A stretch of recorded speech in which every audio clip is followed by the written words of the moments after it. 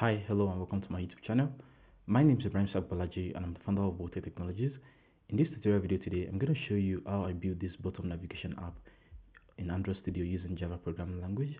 If you're new to this channel, please do not forget to like, comment, and subscribe to my YouTube channel.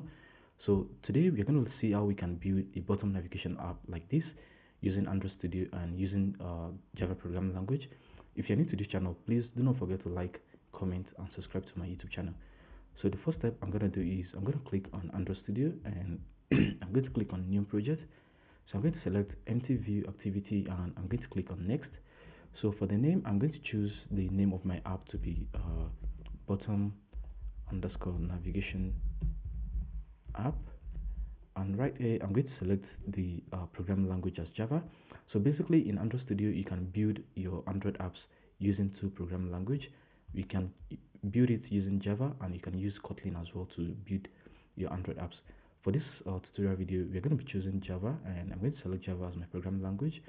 And for the minimum SDK level, I'm going to choose API 24, which is the Android 7. So basically, this app is going to run on approximately 97.4% of all devices. So once I've successfully chosen this requirement, I'm going to click on the finish button and this is going to build my Android application. So I'm going to drag this a little bit down and I'm going to expand the screen. So once my Android project has been successfully built, I have two files here. So I have the activity underscore main.xml and I have the main activity .java. So the first thing we are going to build here is when you look at the mobile application, we actually have some icons located at the bottom of the app. So we have the home icon, we have the favorite icon, and we have the settings icon. So today we are going to see how we can add this icon from our Android Studio IDE itself. So I'm going to click on the minimize button to minimize the mirroring application. So once my app has been successfully built, the first thing I'm going to do is I'm going to click on the rest folder and I'm going to click on drawable. So on that drawable, I'm going to right click on drawable and select the new option. So I'm going to click on vector asset. So this is where we are going to create our icons. So I'm going to click on the clip art and I'm going to look for the home icon. So to do that, I'm going to type home on the search screen and do this. I'm going to click on the search icon and I'm going to type in home. So I'm going to select the home icon and I'm going to click on OK. So I will leave this default size as 24 dp by 24 dp and I'm going to leave the color as black. So I'm going to click on next and I'm going to click on the finish button. So once we've successfully added our home icon, the next thing I'm going to do is I'm going to add the favorite icon as well. So I'm going to right click on the drawable, I'm going to click on new and I'm going to click on vector asset. So this time around I'm going to click on the home icon and I'm going to search for favorite. So I'm going to choose the first option and I'm going to click on OK. So I'm going to leave this as default. I'm going to leave it as 24 by 24 and I'm going to leave the color as black. So I'm going to click on next and I'm going to click on finish.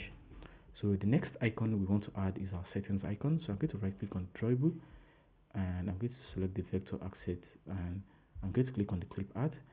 So the next icon we want to add is the settings icon. So I'm going to search for settings and we have the settings icon here. So I'm going to click on OK and I will leave this by default and I'm going to click on next and I'm going to click on finish. So once these icons has been successfully added to the drawable file, the next thing I'm going to do is I'm going to create a new directory. So this directory is going to be called menu. I'm going to click on the Rails folder and I'm going to click on new and I'm going to choose the Android resource directory.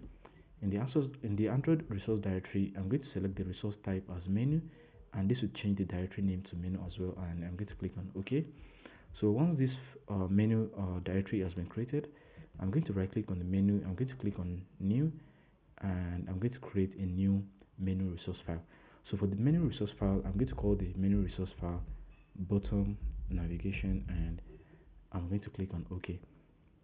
So this is going to create a bottom underscore navigation.xml and what I'm going to do is I'm going to split this screen into two so that we can see our code and we can see the design view of our Android app. So what I'm going to do is I'm going to resize the screen and right inside the menu I'm going to create a list of items. So the first item I'm going to create is the one with the ID of home. So I'm going to set the ID to at ID, and I'm going to set this to home. So next I'm going to set the icon here, and the icon is going to be the home icon which we've created as our vector asset. So I'm going to press enter, and this is going to insert this here. So the next attribute I'm going to use is home, and for the home I'm going to set the name to home, so that this will appear at the bottom of our application or of the icon. So once I've created the item home, the next item I'm going to create is the favorite item. So I'm going to type item, and I'm going to set an ID for it. So for the ID, I'm going to set the ID to nav underscore favorite, and right here I'm going to set the icon to favorite, the icon we just inserted. So for the title, I'm going to set the title to favorite, and I'm going to close this. So I'm going to add the last item by typing item, and I'm going to set the ID to nav underscore settings. So I'm going to set the icon as well, and this icon is going to take the value of baseline settings underscore 24. So next I'm going to set the title to settings, and I'm going to close this as well. So right here we have all these items we've just created. So we have the home icon, or we have the home item, we have the favorite item, and also we have the settings item. So basically we want our item to be listed at the bottom, but don't look at what we actually did here, because we are actually going to modify our code. So what I'm going to do is I'm going to click on the close bottom navigation, and I'm going to come back into the main XML file. So I'm going to change this to split mode, and I'm going to delete this text view. So once this text view has been successfully modified, I'm going to change the constraint layout to relative layout for simplicity, because it's very easy for you to specify the exact position you want your item or your widget or your views to be located by using a relative layout. So next I'm going to create a bottom navigation, and for the bottom navigation I'm going to set the layout width to match parent, and for the height I'm going to use wrap content. So next I'm going to use the menu attribute, and I'm going to set a value of menu underscore bottom navigation. So right here we have home, favorite, and settings. So the next thing I'm going to do is I want to move this bottom navigation from the top to down to the bottom. So to do this I'm going to use the align parent bottom attribute, and I'm going to set it to true. So right here we have our bottom navigation sitting right under the screen. So next I'm going to add an ID to the bottom navigation. So this ID is going to be called bottom underscore navigation. So the next thing I'm going to do is I'm going to set a background color to the bottom navigation view. To do that I'm going to type background, and for the background I'm going to use the Android attribute, and I'm going to set the background to Windows background. So right here we can have our bottom navigation view, and we have, so now the screen is basically divided into two. So the first part is the normal screen, and the second one is the bottom navigation. So when I set the background color of my main activity to black, so let me set it to black to see what I'm actually talking about. You can see that this bottom navigation is having another segment. So basically we've used bottom navigation view to divide the screen into two parts. So the next thing I'm going to do is I'm going to create a frame layout on top of this bottom navigation view, so that we can have other widgets and other views inserted on the same page. So for the frame layout I'm going to set the width to match parent, and I'm going to set the height to match parent as well.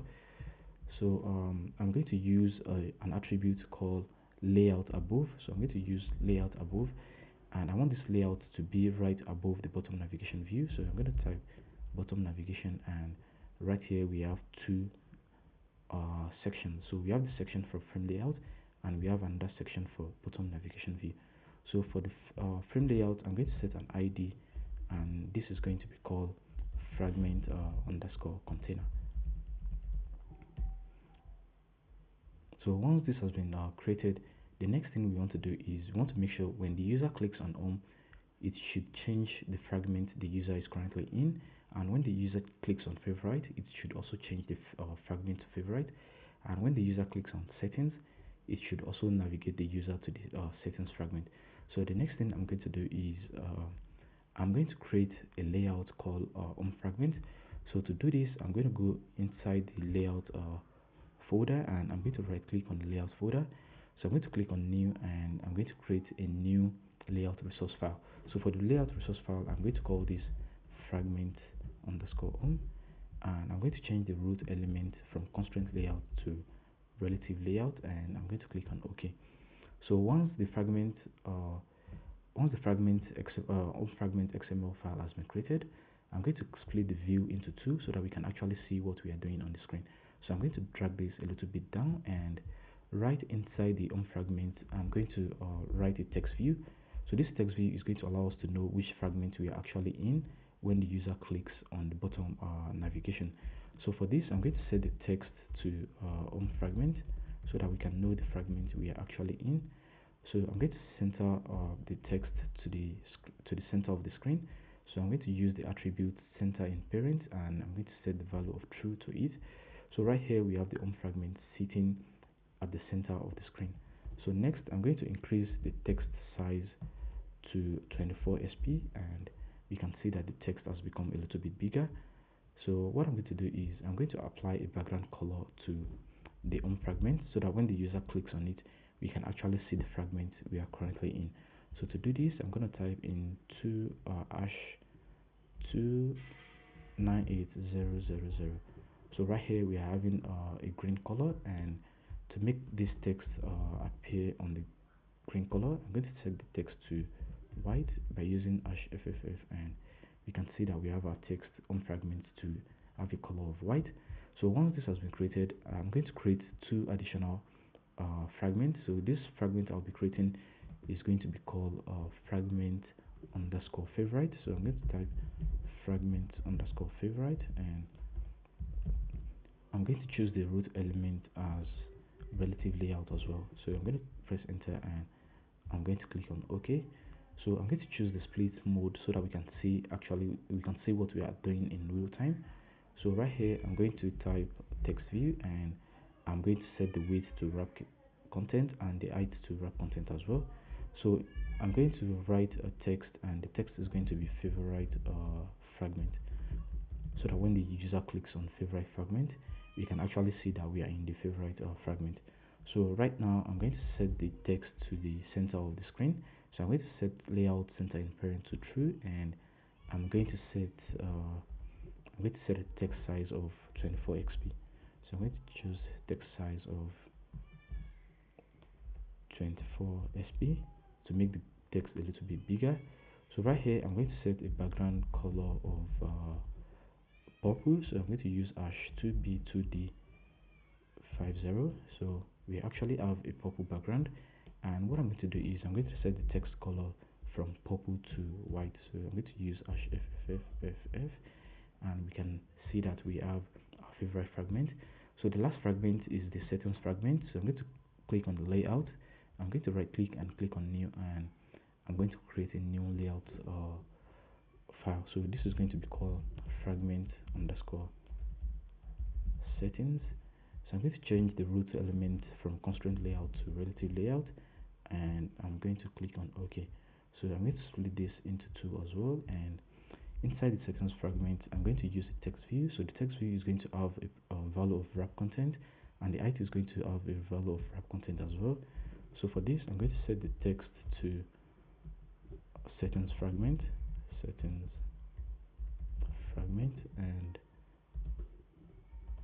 I'm going to center and parent it to true. So the next thing I'm going to do is I'm going to increase the text size, and I'm going to set a value of 24 xp to it. So next I'm going to apply a background color as well, and for this background color I'm going to be choosing #228900. Okay, so I think this was the color we choose for our own fragment. So I'm going to change this, and this is going to be 890. So Right now we have a red color, and I'm going to change the text size, the text color to be white. So I'm going to type in #FFFFF, and right here we have a white color. So the next thing we are going to do now is we need to create a Java file for each of these fragments we've created. So to do this, I'm going to click on developer.protect.technologies, and I'm going to right click on it and choose the option new, and I'm going to create a new Java class. So for the new Java class, I'm going to call this fragment, and I'm going to press enter. So this is going to create a public class fragment. So what I'm going to do is I'm going to extend this class by fragment, and this is going to import androidx.fragment.app.fragment. So inside the public class, I'm going to create a new method, and this method is going to be onCreateView, and right here we have return super.onCreateInflator container saved instance. So I'm going to clean this, and I'm going to return inflator.inflate, and I'm going to set r.id or r.layout.fragment_home, and I'm going to set it to a container, and I'm going to set the boolean value to be false, and I'm going to use the semicolon. So right here we have our fragment already created. So I'm going to close the fragment, and I'm also going to close the fragment home.xml file. So the next thing I'm going to do is I'm going to create another fragment, and this fragment is going to be called favorite fragment. So I'm going to create a new Java class, and this class is going to be called favorite fragment, and I'm going to press enter. So what I'm going to do is I'm going to extend this by fragment, just like we did with the fragment, and inside the class I'm going to create a method called onCreateView. So right here I'm going to return inflator.inflate. Then I'm going to, the layout we're going to be picking for this is going to be the favorite fragment. So I'm going to call this fragment_favorite, and I'm going to pass it to a container, and I'm going to choose the boolean value to be false. So I'm going to put a semicolon to terminate this statement. So right now we've created our favorite fragment, and we are going to close this favorite fragment and this favorite fragment_xml. So the next fragment we are going to create is the settings fragment. So I'm going to right click on the developer.protect.technologies, and I'm going to choose the option new, and I'm going to click on Java class. So inside the Java class, I'm going to call this settings fragment, and I'm going to press enter. So what I'm going to do is I'm going to extend this by fragment, and inside the onCreate method, I'm going to, inside the public class settings fragment, I'm going to create a new method called onCreateView. So right here I'm going to return inflator as well. So I'm going to come here and type inflator.inflate r.layout.fragment_settings, and this is going to be called container. We can store it inside the container, and I'm going to apply a boolean value of false, and I'm going to terminate this. So once we've added our settings fragment, our own fragment, and our favorite fragment, I'm going to close each one of these files so that we can have our activity.xml and our main activity. So right now we are done with the UI. So the next thing we're going to do is we are going to see how we can add the codes using Java. So what I'm going to do is I'm going to close this activity.xml file so that we can only have our main activity.java file. So right now the next thing we're going to do is we're going to see how we can actually react to clicks when the user clicks on home fragment, how the app is going to behave when the user clicks on favorite and when the user clicks on settings. So the first thing I'm going to do is I'm going to declare a private variable called BottomNavigationView, and I'm going to call this BottomNav. So I'm going to initialize this. I'm going to write find view by ID, and I'm going to attach it to the bottom_navigation which we've created in our XML file. So the next thing I'm going to do is I'm going to go outside the onCreate method, and outside the onCreate method I want to see how the how the app is going to react to user clicks. So to do this, I'm going to create a private variable, and this is going to be called private bottom navigation view, and I'm going to set dot on navigation item selected listener. So I'm going to call this nav listener, and it's equals to new bottom on navigation item selected listener. So this is going to create another method called on navigation item selected.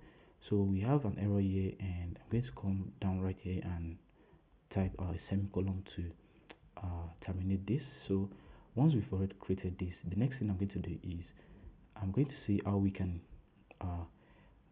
run the logic, so that when the user clicks on home, is to take the user to the home fragment, and when the user clicks on settings fragment, it's also going to take the user to the favorite fragment or the settings fragment. So what I'm going to do is I'm going to bind the bottom nav we've created here with our navigation item selected listener.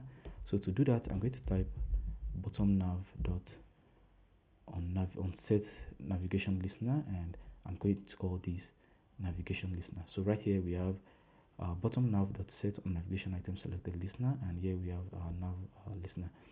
So what I'm going to do next is I'm going to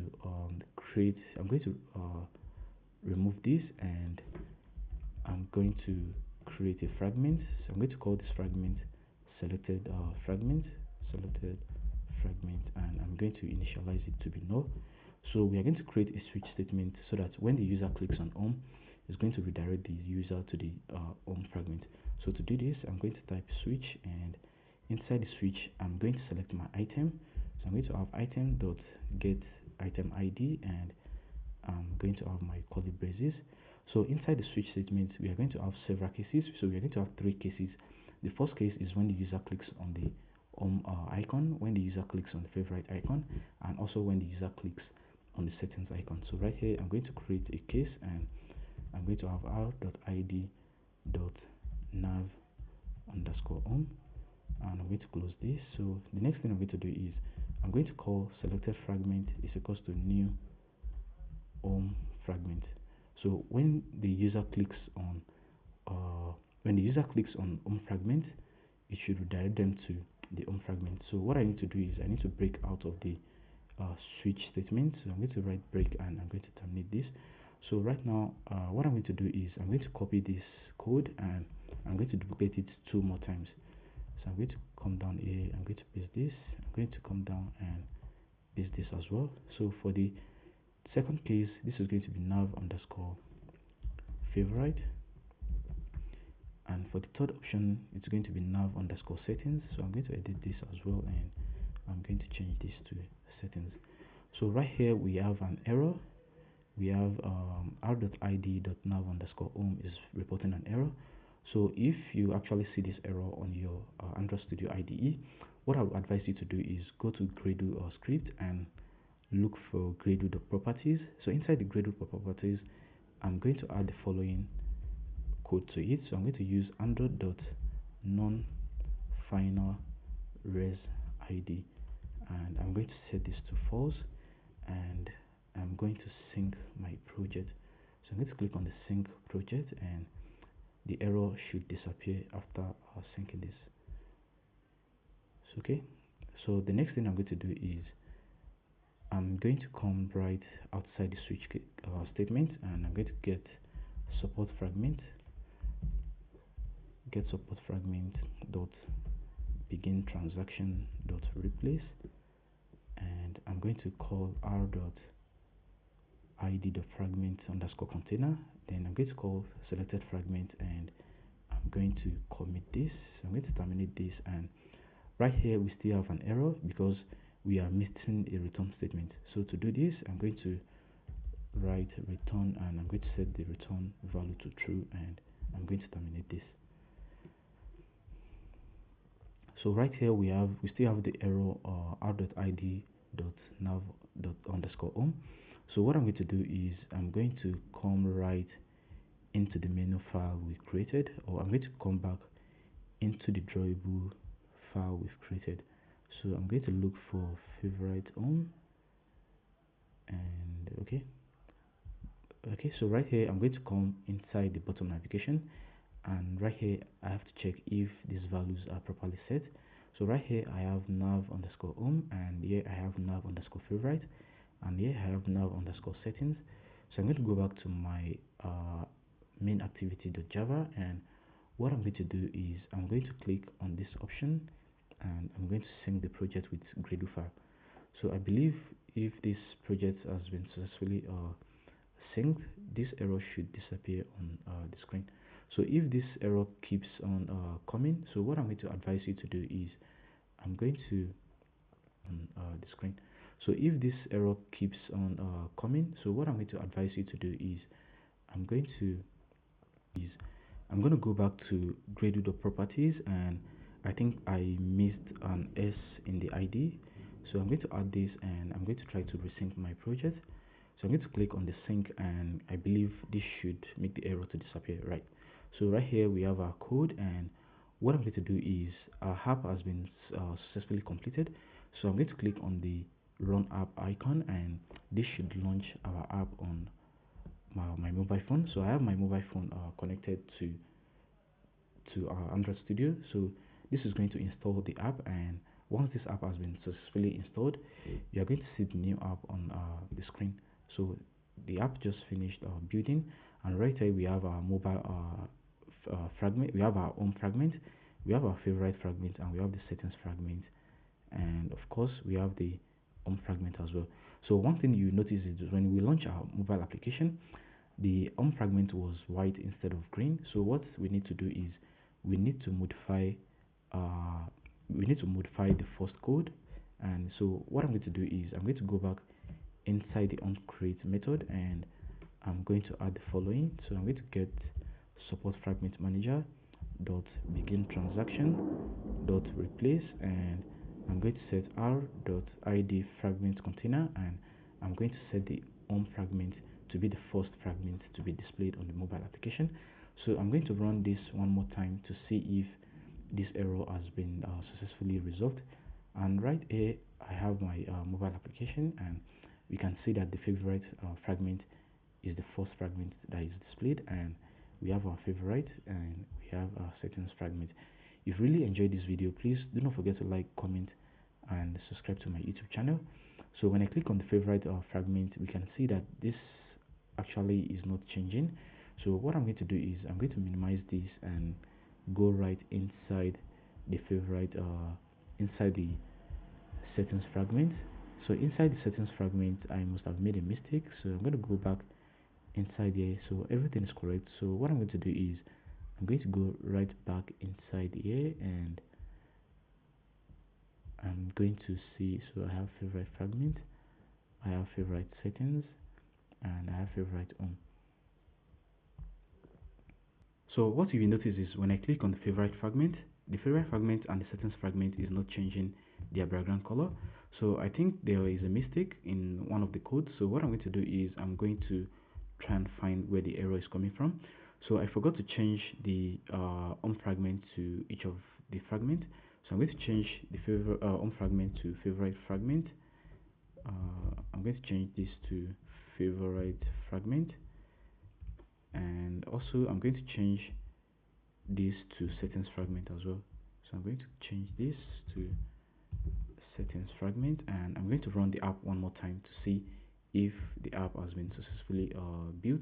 So I'm going to click on the refresh button, and this should fix the error. So the app is currently running, and I'm going to open my visor, and I'm going to click on the favorite fragment, and I'm going to click on the settings fragment, and as you can see, the fragments are actually changing. And when I click on the favorite fragment, or when I click on the settings fragment, this is actually changing the background color of each of these fragments. So if you really enjoyed this video, please do not forget to like, comment, and subscribe to my YouTube channel. See you in the next tutorial video. Thank you. As you can see, the fragments are actually changing, and when I click on the favorite fragment, or when I click on the settings fragment, this is actually changing the background color of each of these fragments. So if you really enjoyed this video, please do not forget to like, comment, and subscribe to my YouTube channel. See you in the next tutorial video. Thank you.